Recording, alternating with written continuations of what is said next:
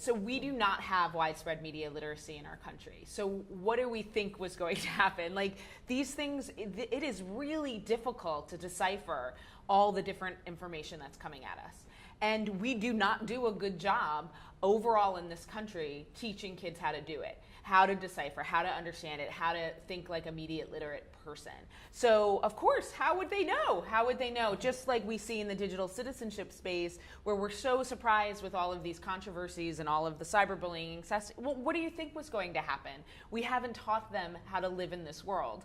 So to me, what's good about a study like that is it, again, puts it into the forefront. It puts it into the conversation. And we're now able to say, look at what's happening and look what we need. And so to me, it's the reason that is low and the reason that we're not seeing more understanding of the information ecosystem is because we don't have widespread media literacy in this country.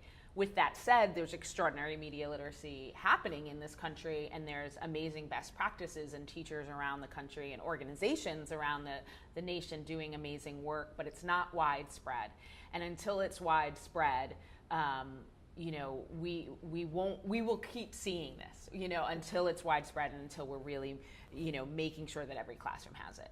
Let's talk about some of what the teachers are doing, and I think that could probably include parents and the public as well. Adults need to know these skills too, to tell what is a reliable news source or piece of media and what's not.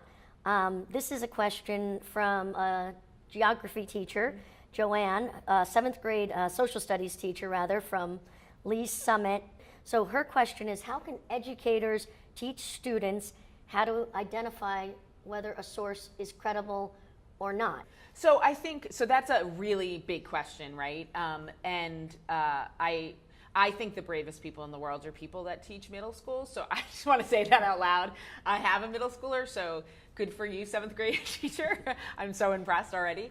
The truth is that there are, like I said, a lot of really, really wonderful organizations that are doing great work. And I think what we need is teachers like the one that just asked this question to get the support they need to answer that question. So there are resources available. There are teacher training programs that are available. There are workshops that are available. But really, I can give you platforms. For example, the News Literacy Project's Checkology. The Learning About Multimedia Project has some wonderful resources about news.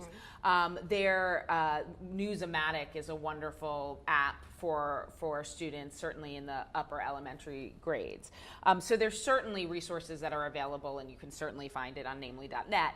But more importantly, we need teachers that are interested in media literacy in their classroom to be talking to their administrators and to be talking to their district leaders and talking about how do we get professional development, how do we get the training, and how do we get the funding to support us in integrating this into our classroom.